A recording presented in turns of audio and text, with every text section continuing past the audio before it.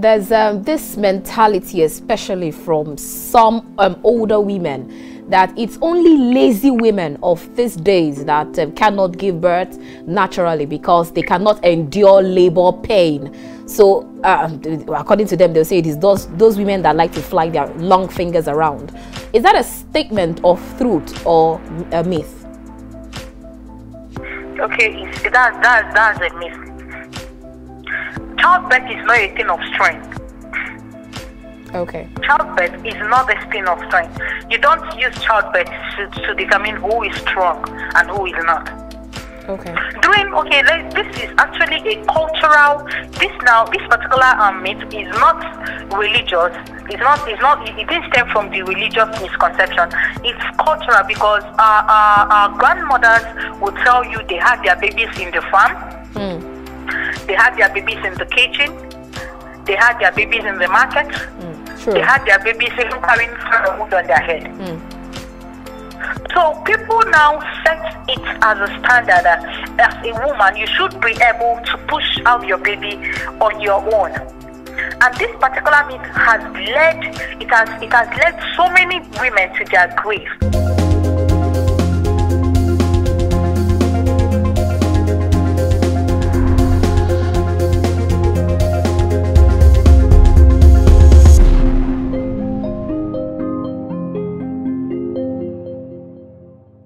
All right, we'll begin today's conversation taking our quote from an anonymous. He said, she said, a C-section requires courage. It is a show of bravery, sacrifice, and mothering in its purest form. It is the willingness to lay down your body and risk your life so that your child might be born, that your child might live. Very interesting, you see. Like they say, not everything in life actually goes according to plan, not even the birth of your child. Now let's take this second quote, and this one is from Ignatius of Loyola SJ, venerated as Saint Ignatius of Loyola, a Spanish Catholic priest and theologian, and the first superior general of the Society of Jesus in Paris in 1541. He once said that my birth is imminent. Forgive me, brethren. Do not prevent me from coming to life. Okay, so now let's see this particular Bible verse, Exodus 1:19 from the Amplified Version. It says, the midwives answered Pharaoh, because the Hebrew women are not like the Egyptian women. They are vigorous and give birth quickly, and their babies are born before the midwife can get to them. All right then, let's see how this Bible verse actually relates to what we will be discussing today. Warm greetings and welcome to The Conversation. We are reaching you from Captain's Television Studio here in the nation's capital, Abuja. I am Annabelle Oji. Now, who is a Hebrew woman? A Hebrew woman, according to the Bible verse that we just read, is a woman of Jewish origin who was strong and gave birth so quickly and safely that they did not even need the help of the midwives. The midwife would show up when it was too late and therefore could not harm the male babies. A Hebrew woman is a woman that a Nigerian mother desires to be, to give birth quickly and safely with the least assistance. Now, for a lot of women, especially here in Nigeria, we take the term Hebrew woman, or Hebrew woman rather, way too seriously. It is drummed into our heads right from your first antenatal class and up to the day you go into labor. From the pastor's prayers to mother's proclamations and good wishes from friends, that's all you are able to focus on, as you are made to believe that you have fully passed the rites of motherhood when you pant, grunt, scream, and push a baby into existence. A woman can only beat her chest in pride after she must have suffered the pain of Eve with the strength of the Hebrew woman. A lot of people, like my guest on the show today, are firm believers that this ideology of a Hebrew woman is the biggest cause of maternal and infant mortality in Nigeria and Africa. Because there goes a pregnant woman whose baby is obviously too big. She wobbles and can barely walk with the weight. But she firmly believes that she can and must push out the baby by all means, so that when you ask her, she can proudly raise her 50-50 shoulder pad and say, I push my pikin. A woman has a baby and people ask, so how did you or how did she have the baby? Natural or CS? When she says she did not push the baby out naturally, you can almost taste the anticlimax, the shame that she did not meet up to the standard. But does it really even matter? Why must this question be asked in the first place? When you see children playing together in the neighborhood or in the schools, there's no way to tell who was born via CS or natural delivery, who was breastfed and who wasn't. By the time they are grown, they all look the same, and genetics determine if your kids will be tall or short, fat or slim, not the method of childbirth. So why then do we do this to ourselves? Why do we do this to our women? Shouldn't it be more important to just have a healthy baby? Like Galatians 3 verse 1 say, "Oh ye foolish Galatians, who has bewitched you?" Now, women are constantly shamed for even trying to go against society's perceived notion. We shame women for not being married. We shame women for not having a baby within the first 2 years of marriage. We shame women for having the baby via Cesarean section instead of the so-called natural birth. We shame women for not doing 6 months exclusive breastfeeding, and God forbid if she decides that she doesn't want to breastfeed her baby. We shame women for going back to work and leaving the baby at the daycare or with the nannies. We shame women for not having a male child. We shame them if they say they don't want more than 2 kids. We shame them again for just making a choice about their own bodies and lives. Shame, shame, and more shame. Now, on today's conversation is dedicated to every woman, every mother, expectant mom, would-be mom, or intended moms. It is also a call and advocacy to women to protect each other and their rights of humanity. With our guest, Abigail David Ota, a safe delivery advocate. We'll be back to get more on the conversation. I will see you shortly.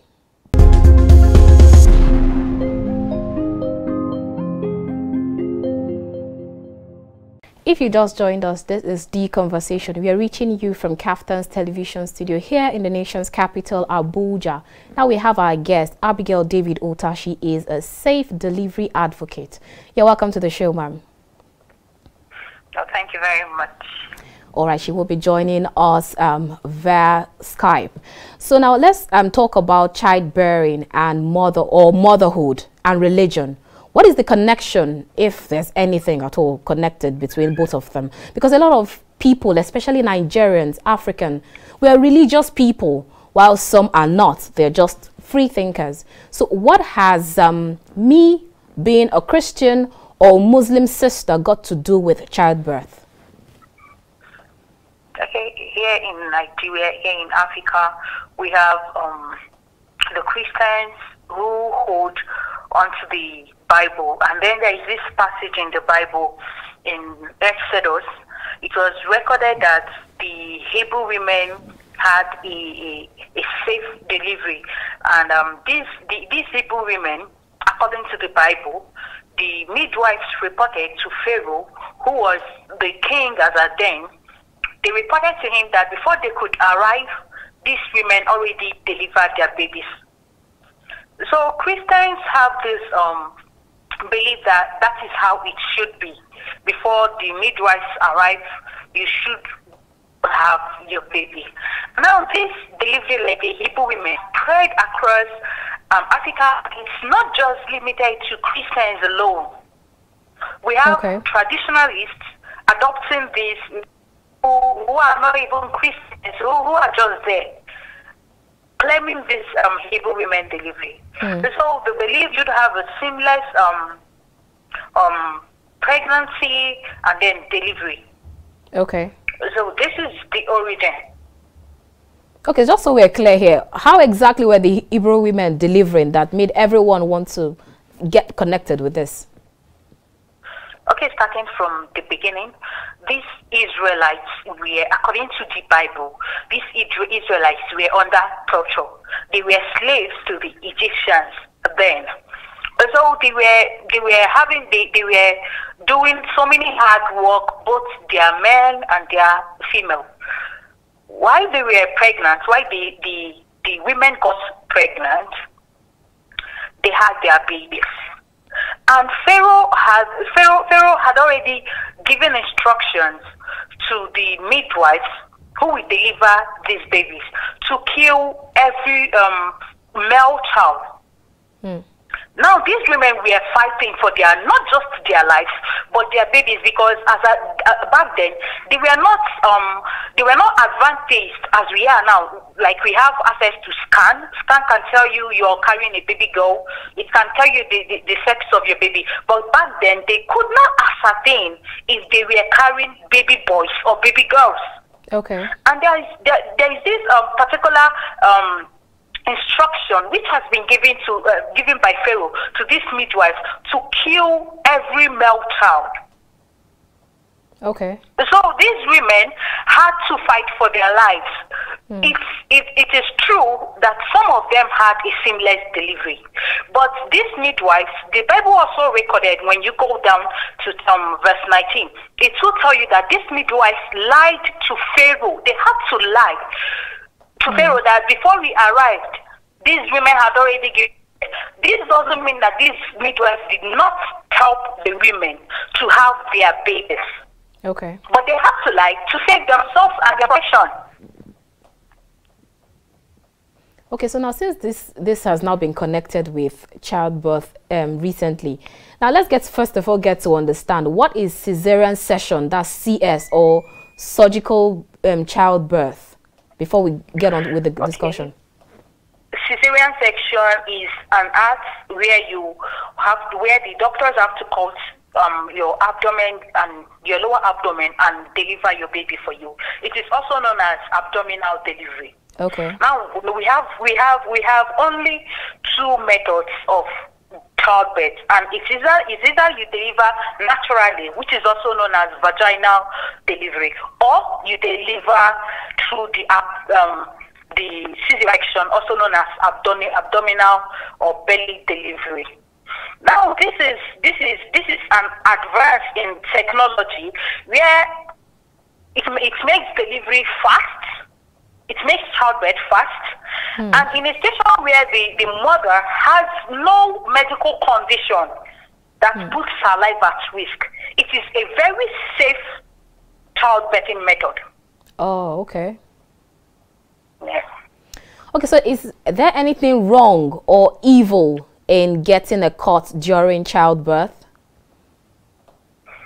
You mean if there's anything wrong? If there's anything wrong or evil, because a lot of people, when they're being told that for whatever reason, either that their baby is big or whatever reason, that they have to get a cut, that's through the cesarean section. The kind of words that you get is you can see the anti-climax already. So what is wrong, or is there anything evil about CS? There is nothing evil about Cesarean section, and that is what we are. That is why we drive the awareness. There is nothing evil. There is nothing limiting about Cesarean section. If you're in safe hands, if you're okay medically and you're very fit, there is nothing wrong in Cesarean section. Some people, when they deliver, when they have a big baby, they will be given a cord. I mean the vaginal. True vaginal birth, they'll be given a cord to the episiotomy. Now, if your baby is so big that you have to go to cesarean section, they won't heal. It heals up you live your life like nothing happened. It doesn't put your life in danger. Okay. It does not, because now we have medical personnel who have upgraded. Technology has advanced, so it does not have any problem. Like, you're very okay, you're very good. So okay, so now I hear you say technology has come and it has advanced a lot of things. So what was the thing that was wrong with CS before technology came in? Why you have a lot of people running away from it? Okay.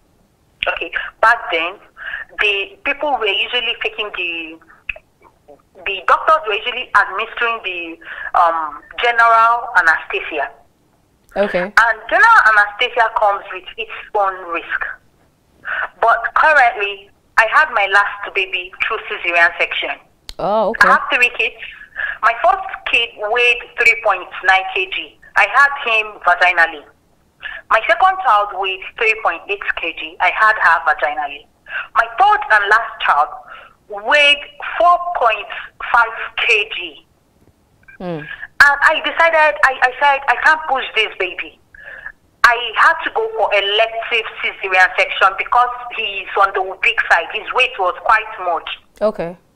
Pushing him can lead to complications, and my life will be on the line. Probably both of us, our lives might be on the line. So while I was in the theater having this baby, I was awake. The anesthesia given to me was just tubal tap. This tubal tap, this spinal block. What this thing does is just to numb from your waist, from the lower region of your body. So you don't get to feel the pain, even while these doctors are working and cutting your body and tissues. Now, back in those days, the woman undergoing cesarean section was made to sleep. Like, she goes totally off. She doesn't even know what is going on. So at some point, in some cases, the doctors cannot really determine what was going on as they were doing this operation. And in some cases, some of these women did not wake up after the delivery. They died from there. Oh, okay.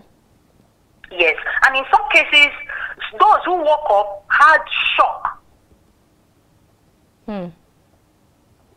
So now, just like I said, the technology has advanced. Okay. It's no longer back then where they have to numb your whole body, give you what we call general anesthesia. Now, what they are giving, they give you that spinal block, and you will be awake. You will see them. You will have them talking to you, speaking with you, asking you questions. You can have conversations. I was having conversations while these things were going on. I was fully awake. Really? You were fully awake while all of this was going on? I was fully awake, but I didn't feel any pain. No pain at all. Oh, wow. Okay. Yes. Okay, so you have some people. Okay, go ahead. I said, and currently, people have painless cesarean section. You can have a totally painless cesarean section, because we've met women who have testified in the through the safe delivery movement that they had a painless. There is a particular drug that, when administered to you, you will not feel, even after the cesarean section, you will not feel that pain. You will just be very okay, like nothing happened. So that's why I said technology has advanced. Oh, great. So now, but you still have some people who go to church and then they pray, they preach, and in fact, they're being warned that as a Christian, or maybe like you said, even other religion, they'll tell them that you must deliver like the Hebrew woman, nothing more or less. It's either you put to birth just like the Hebrew woman did, or forget it. So let's get your thought first on how exactly, what is this connection? And then a lot of people, because now we have a lot of viewers right there who want to know, what is this connection with you must deliver like the Hebrew women, and then they're telling you in the hospital, the doctor is telling you in the hospital that you cannot deliver through the vagina, you have to get a cut. But then they keep telling you, my pastor said I must deliver like the Hebrew woman. Talk to us on this. What are your thoughts on that? That is ignorance. That is ignorance maxed with religious misconception. Now, going back to the passage in the Bible, the book of Exodus, where the story of the Hebrew women were shared, a lot of religious leaders have a misconception. They don't really, we have people who are religious. They don't really get the full, they don't read to understand. They just read a portion of the Bible, pick whatsoever that resonates with what they believe, or whatsoever that validates their belief, and they run with it.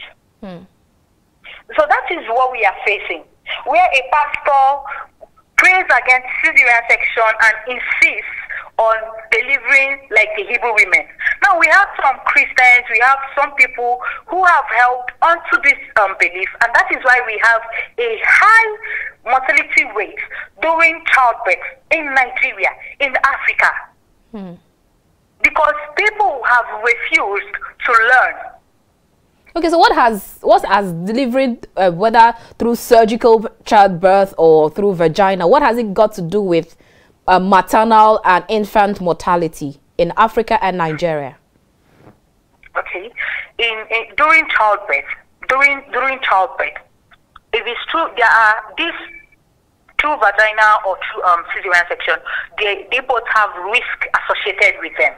Okay. Now, Cesarean section it's happens to be the safest method of delivery. Just like I said, my baby was quite big. We have different reasons why people will have to require Cesarean section, like narrow pelvic, pre-eclampsia, that is high blood pressure, a lot of reasons.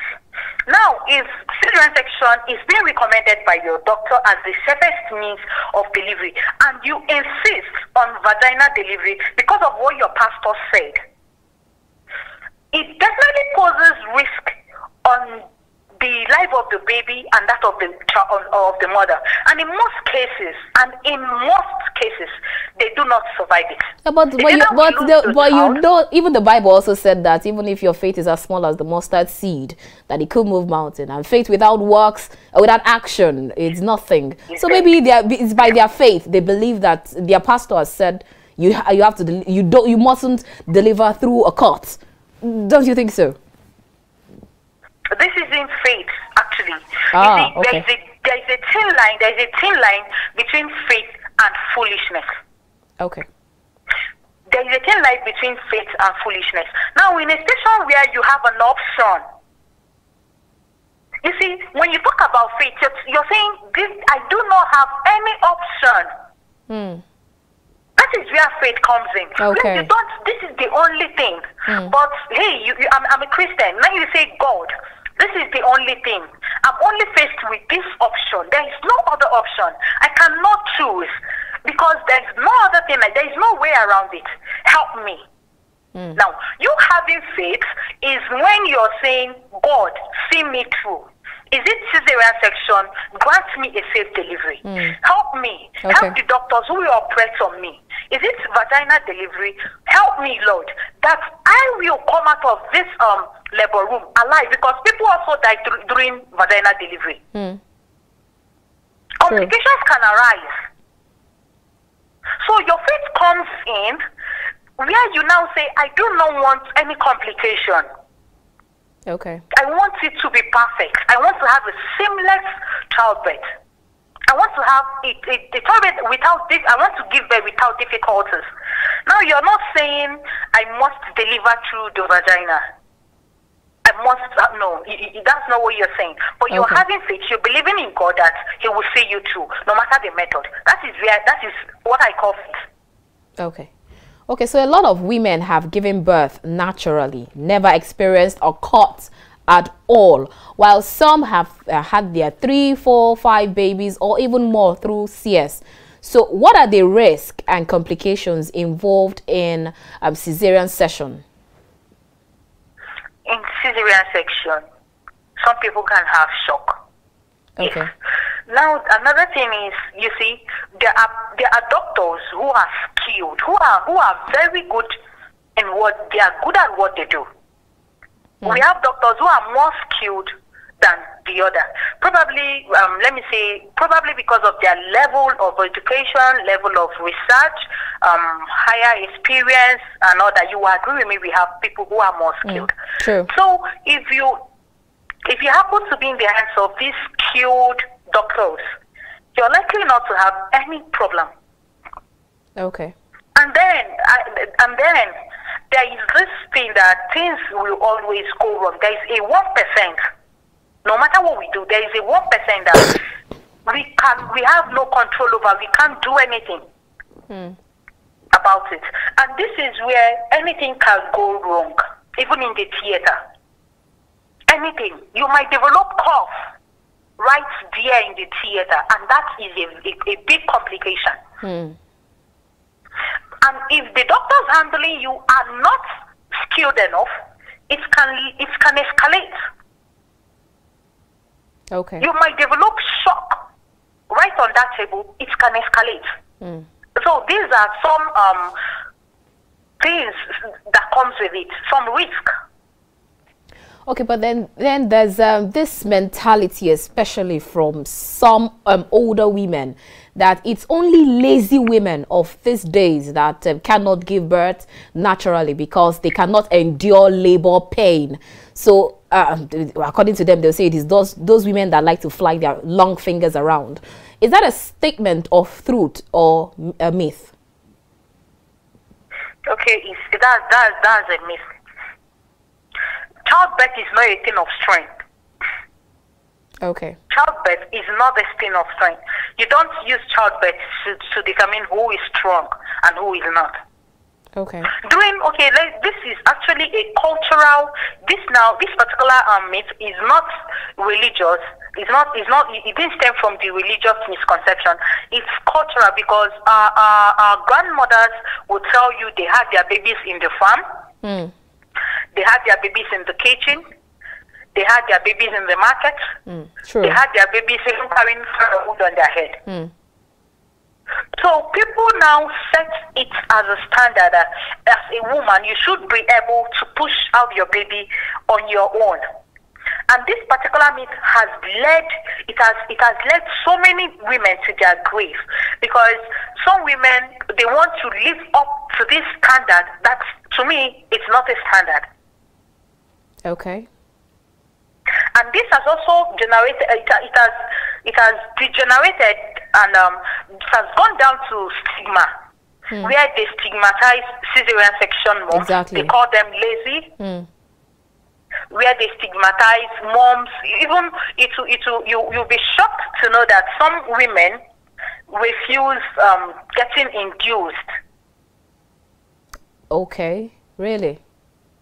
Yes, many women, they run away from me. They tell you they don't need any help. They want to deliver like the Hebrew women. So they want to prove that they are strong women. I actually lost a friend. I lost a friend, a medical personnel, a practicing nurse, because of this. Oh wow. She just wanted to prove to her husband and her in-laws that she can deliver like the Hebrew women. And this is not a first-time mom, actually. Oh, wow.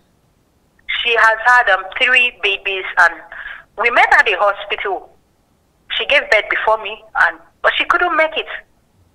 She shared her story with me. In fact, that was one of the reasons why I started the safe delivery movement, because I said, if a medical personnel could be pressured into proving what is not, that means every other person can fall for it. So that is just a myth. It's not real. Okay, so I hear you say that it has nothing. CS has no connection with religion. But then some people believe that cesarean section is a tool from the devil and from the pit of hell, while a natural birth is the only method ordained by God, just like the Hebrew women. Now, I read a particular comment online where a lady was actually quoted as saying that vaginal delivery is the normal way a woman is supposed to give birth until the devil introduced CS. Because during our forefathers' time, like you said, there were nothing like CS, yet they delivered up to 12 children or even more. So I was telling people that sisters, that, dear sister, CS is not the way ordained by God, QED. So what are your thoughts on this one first? I'll start by saying Rachel, the wife of Jacob, in the Bible, in that same Bible, she's an Israelite woman, so she is the real Hebrew woman. Now Rachel died after giving birth to Benjamin. Now, does it mean she is not a Hebrew woman? Does it mean she doesn't have faith enough? This is the misconception, the biblical and religious misconception that we are talking about. This person is just ignorant. Many people are ignorant. Many pastors, many religious leaders are ignorant. They hold on to this particular passage of the Bible, and they hold firmly that they don't even want to unlearn. In that children section, it did not start today. It started way back in Egypt. Egyptians have been conducting Cesarean section.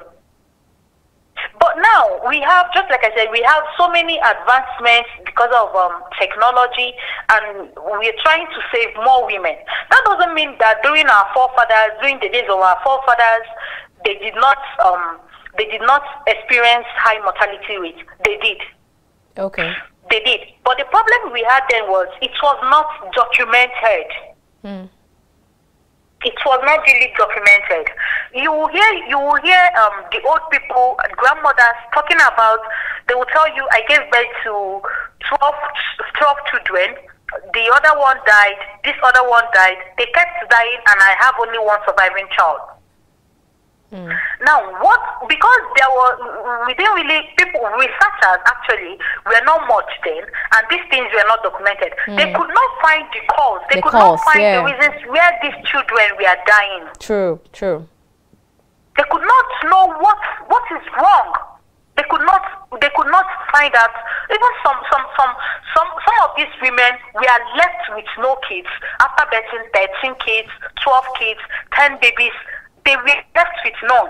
And now this led to the babies stamped what Igbo we call Obanje. True. These babies or who like were I think dying, you guys call them Abiku. And some of the babies who died with their mothers after childbirth, they were also called Obanje, where they said you came into the world and you took your mother with you. All those things.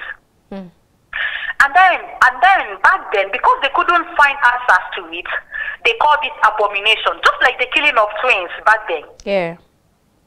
They called it abomination. They said the gods. Some of these women were even accused. Some of them were accused of infidelity. Some were accused of offending the gods. The gods that of fertility. So this is the thing. It is sheer ignorance. This is ignorance coming to play. It has nothing to do with the Bible. It is not religion. Okay. It is ignorance. Okay, so at what point can a pregnant woman or expectant mom just make up her mind to either go the CS route or the natural birth route? As a new mom or a pregnant woman. As a new mom especially. Register for antenatal. Okay. Once you register for antenatal, your doctors will follow up with you. I personally advise women not to register with one hospital, no matter how good that hospital is. Oh, okay. Especially if you're in Nigeria. Don't register with one hospital. Register with a federal medical center and also a private hospital.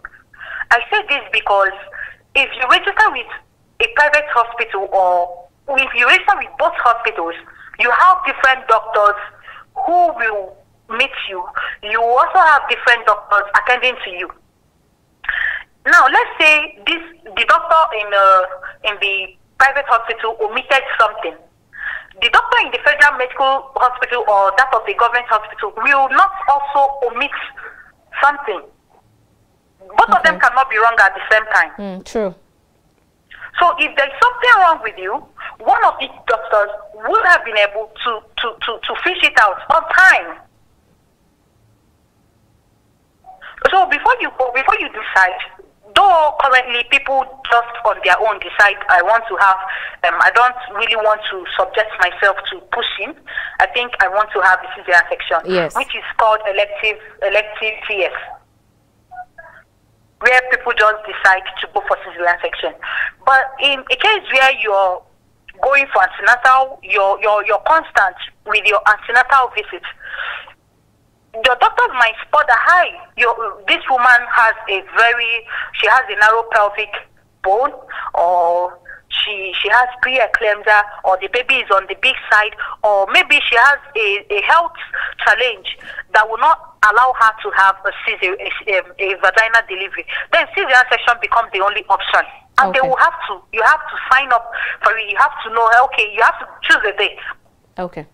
Okay, so now looking at from your years of advocacy and meetings with expectant moms or pregnant moms, and trying to draw a comparison, especially those who have completely ruled out CS due to religious, tribal colorations, or maybe financial or physical reasons or any other reason, what is the acceptance level like? Do you still have a lot of people completely made up their mind that it is either they give birth like the Hebrew woman, or nothing? No option is open for consideration, even when there's an obvious need. Yes. Yes. Actually, we lost a teenage girl yesterday. She got pregnant, and her family could not raise the money required for a cesarean section, because her doctor said she cannot have a vaginal birth. So online on Facebook, money was raised for her. So you've seen now money is not the problem, because money has been raised for cesarean section. But her pastor gave an order for her not to have a cesarean section, that she must deliver like the Hebrew women. Now this girl labored for 3 good days. Oh wow. And she eventually died yesterday with a baby. Wow. Why pushing? Wow. And I've met people, we've had cases, big cases. We've had serious cases where I had to speak with the woman involved. Okay. We've had cases where they insist on either vaginal birth or nothing. And this, usually you find it in women who are always jumping from one religious ministry to another. Many of them run away from the hospital. Many of them run away from the hospital and they go back to the church to deliver. And then you ask yourself, this church that you went to deliver, is the pastor or the prayer warriors, are they midwives or doctors? And the answer is no. So ignorance, that is the word, ignorance. Okay, so now since you're talking about your experience, I read somewhere where you wrote that you were quoted as saying that finance is one of the reason many people and families avoid cesarean section like a plague, which has contributed to high mortality rate during childbirth, which has been recorded in Africa. So how so? What has CS got to do with all of this? And then also I saw where you said that you were able to give some lines on how people can actually give birth with just very little amount. Please walk us through on how, just very few lines on that. Okay. Here, when we talk about poverty is one of the leading problems. Financial constraints, where the woman and her family cannot afford cesarean section. Of course, cesarean section is more expensive than vaginal birth, which is also one of the reasons why people run away from it. If you have a vaginal birth, you might pay 30,000, 40,000, 50,000 if there are no complications. Okay. Depending on the hospital. But if it is cesarean section, you are paying nothing less than 100,000 naira. Oh, okay. Because you're paying for drugs,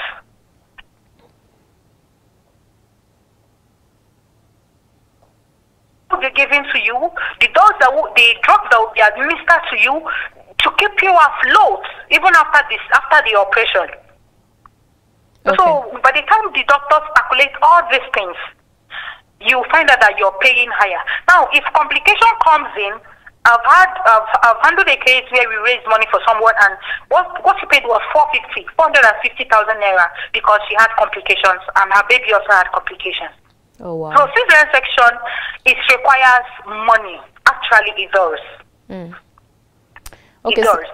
And that is why in my book, I am not a Hebrew woman. All I want is safe delivery. I talked about ways that families can access good medical care and pay little. And one of these ways is through the NHIS scheme, the National Health Insurance. But not everyone that is open or had the opportunity to get that scheme. It's everyone. It's open to everyone. I've actually seen some people who said that it looks like it's shrouded around some group of people, that they've been trying to get it, but they've not been able to. We've gotten it for some women. What this thing entails is just for some people to pay 15,000 naira. That one time 15,000 naira, when you go there, you opt for they have to go opt for the V-ship. Now, pay 15,000 naira, and this covers both the mother and child for 1 year. Okay. Yes, it covers both mother and child for 1 year. That's as a pregnant. Once the woman found out that she's pregnant, she just has to go to the nearest NHIS office, tell them you're opting for V-ship. If the person is not a government worker, opt for V-ship, get it, fill the forms. The procedure takes 2 months plus, and at most 3 months. It comes out and the person gets enrolled, and that is it. So this covers even cesarean section. You won't have to pay. Oh, really? Okay. The people we enrolled for, depending on the HMO that they were placed on, you find that after the cesarean section and everything, the abuse were coming out 3,004, 3,005, 2,000 days. Okay. So what these people pay is actually just 10%. And it also covers for some drugs. There are some drugs that usually, if you're getting it, is just 5,000 naira. Because the person is under NHIS, they are paying 500 naira for these drugs. Okay. And you said it is easier to get the NHIS, that's the scheme, for everyone. It's open to everyone. Okay. Yes, if they don't want to go for the national NHIS, some states, I know Lagos State, some states are actually doing it. I know about Lagos State and Anambra State. This I'm sure of. All right then. Let's go on a quick break, and when we return, we'll round up on this conversation. Do stay with us. We'll be right back.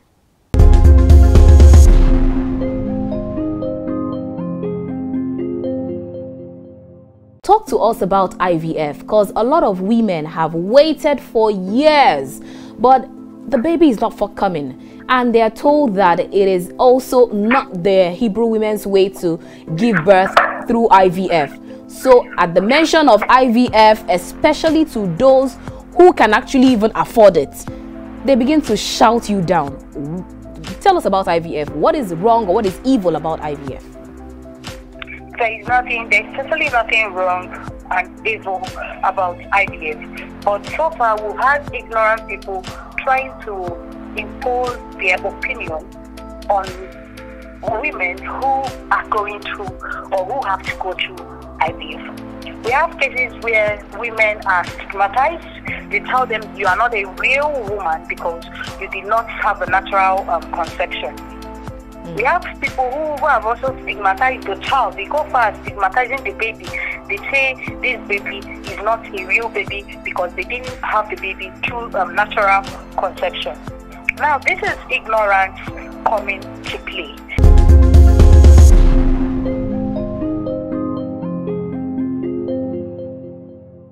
If you just joined us, this is The Conversation. We are reaching you from Kaftan's television studio here in the nation's capital, Abuja. If you just joined us, you missed quite a lot because we've talked about a lot of things. We still have our guest. She is Abigail David Ota. She is a self-delivery expert.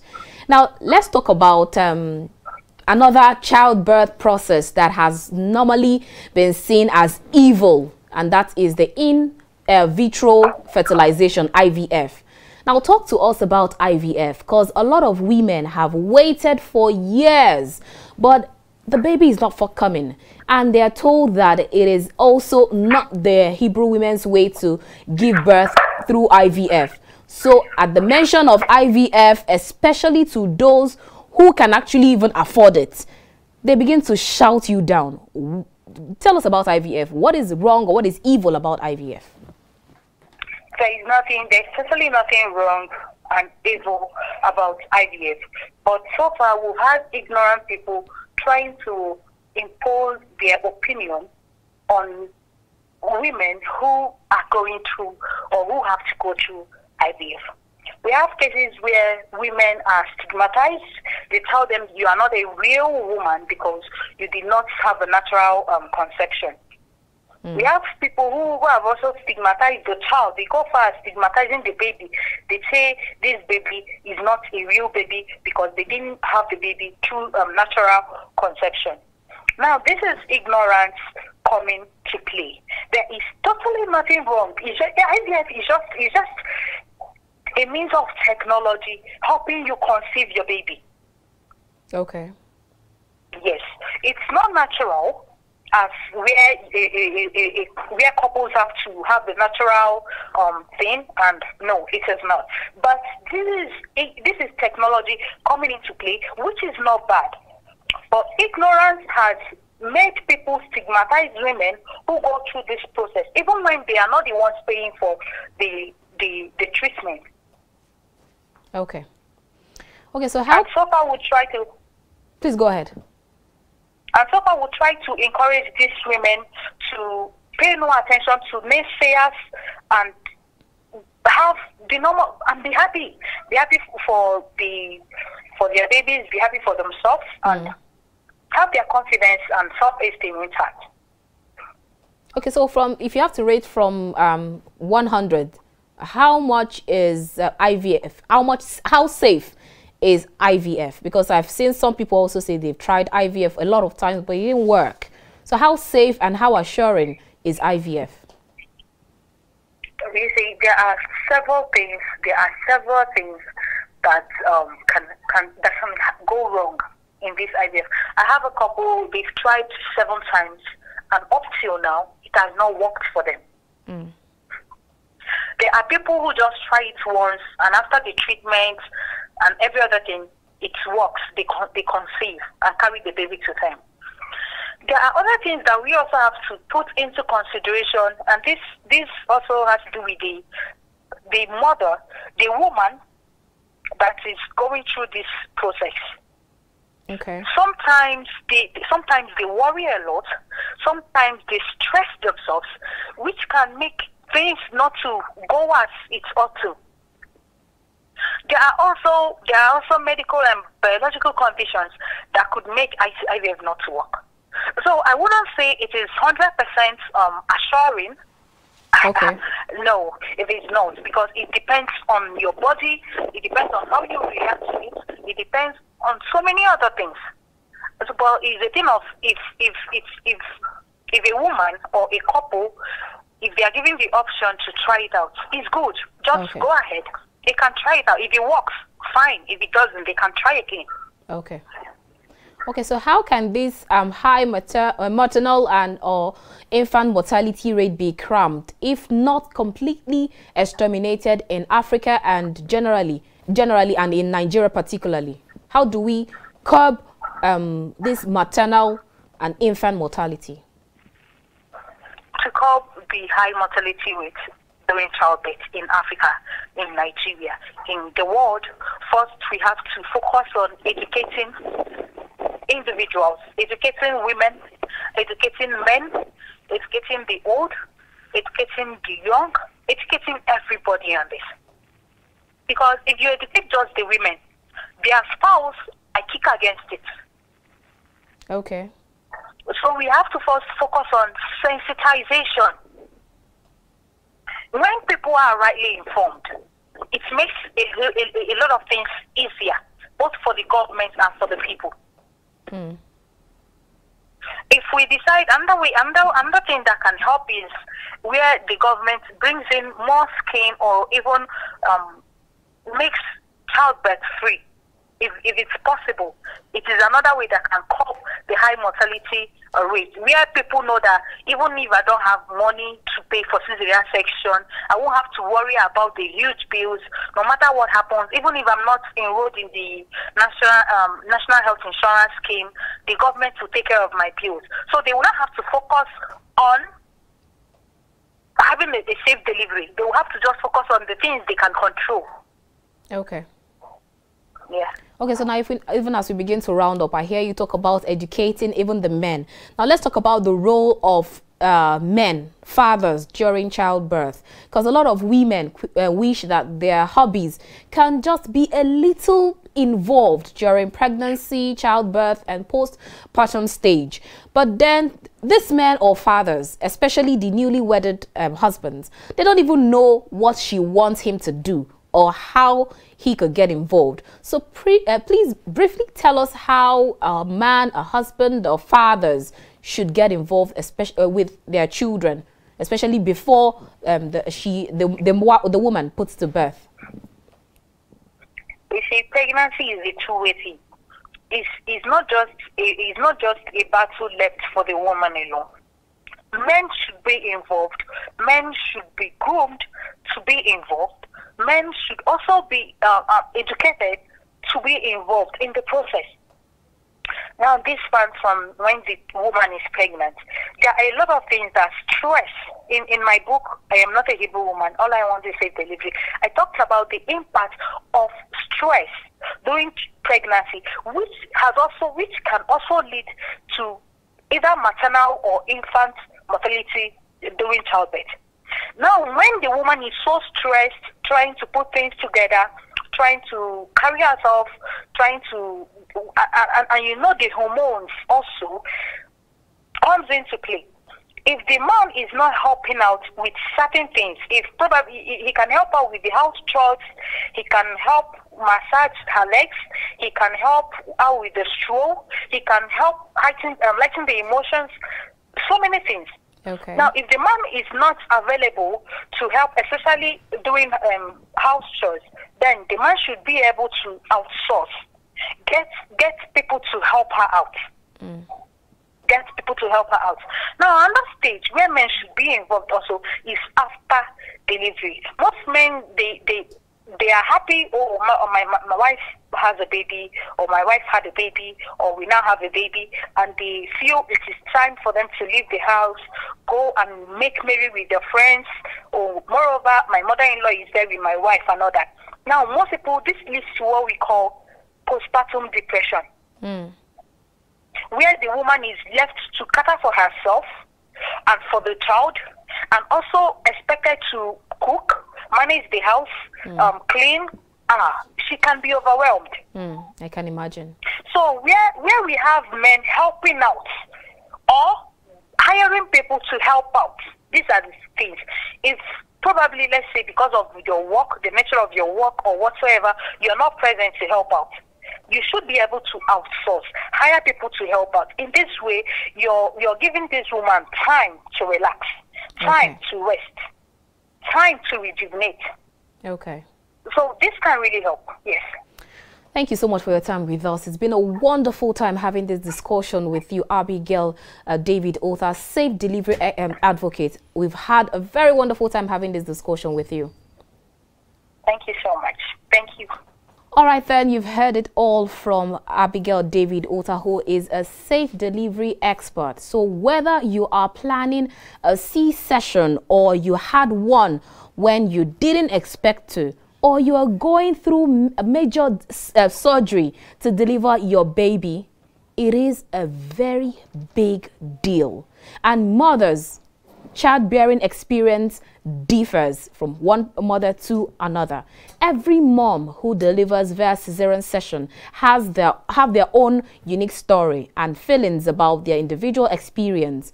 Don't be ashamed about or to allow anyone body shame you. Don't be ashamed about it. We celebrate you and we are rooting for you. Thank you so much for being part of today's conversation. It's been a wonderful time. I'm sure you must have been educated, informed, and rightly entertained. I'll see you again next time. From the nation's capital, Abuja, I am Annabelle Oji. God bless Nigeria.